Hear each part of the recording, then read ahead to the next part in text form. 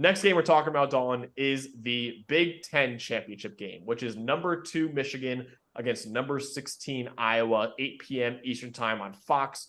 The playoff scenario for this one is winning in for Michigan, but you're not really dead with a loss either. If Michigan wins this game, they're favored by 23 points. Is by far the biggest spread of any conference championship game this weekend.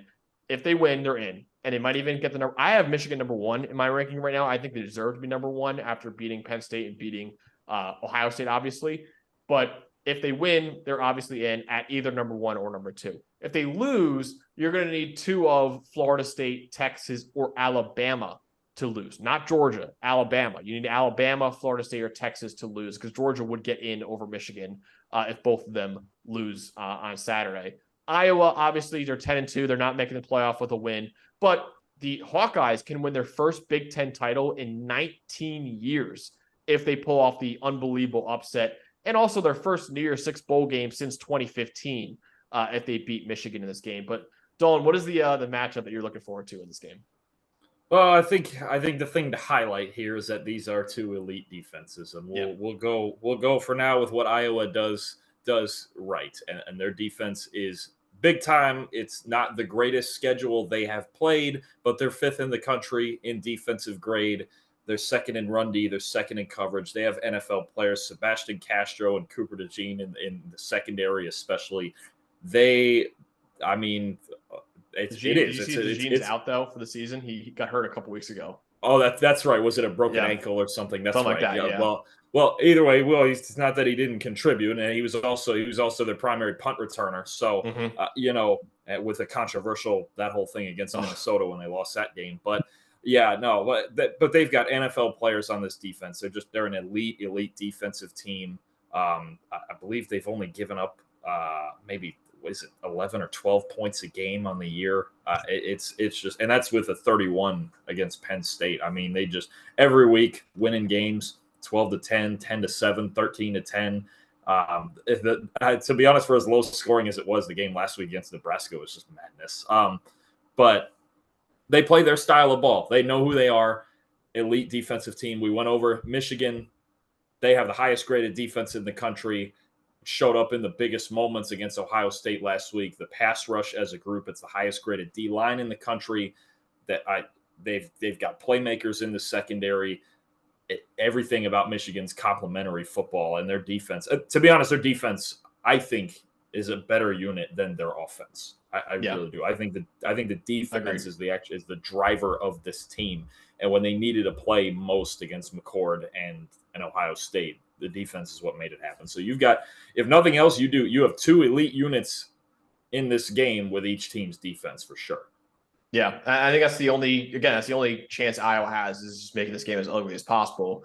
Right now, Iowa offensively is the worst Power 5 offense and the 2nd worst offense in the country in terms of EPA per play this year. Michigan's defense is 2nd in that same statistic. So you got one of the worst offenses in the country against one of the best defenses in the country, if not the best, in Michigan.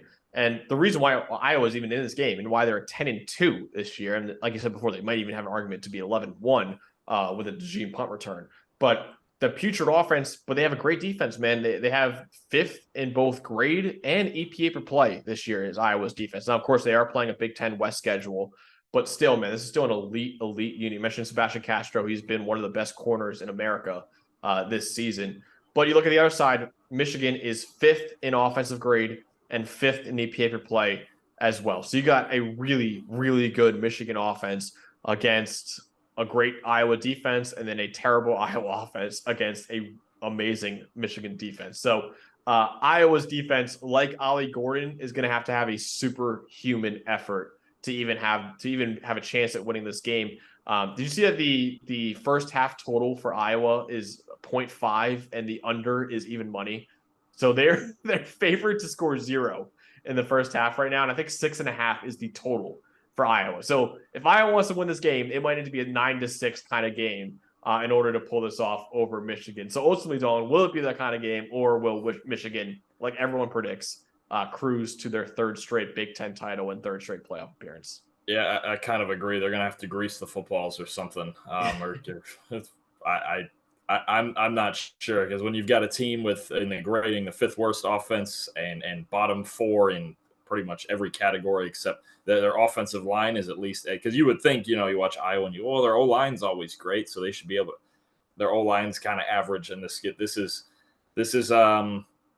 right now, it's pretty much the worst group of skill players in the Power Five. Deacon Hill, I mean, coming in there after ironically the injury to Cade McNamara, a 40 passing grade that is dead last out of 173 quarterbacks in the country. One big time throw, Max, and 14 turnover worthy plays.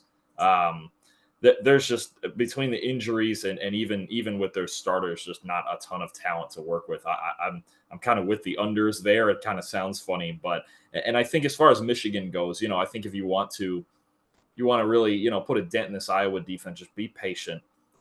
Hammer it home with Blake Corum. I think he doesn't look as fast to me this year coming off the injury. I remember we talked about this maybe during the Maryland game, and I think he's maybe just down about a half a step with the speed, but he's a tough runner, man. He does everything they need him to do, and I think this game will be physical. It'll be defensive, especially early on. But I think at a certain point, it looks a lot to me like the Penn State-Iowa game. That game ended up 31-0. Now, Penn State in that game only managed like 4 yards per play. Like Iowa's defense didn't even grade poorly in that game. They just couldn't. I believe they were on the field for 44 minutes. Yeah. You need something on offense if you're going to compete with Michigan, and I think this for me, and the spreads and everything, all the metrics, everything shows it, that this is the widest disparity game. I'll take.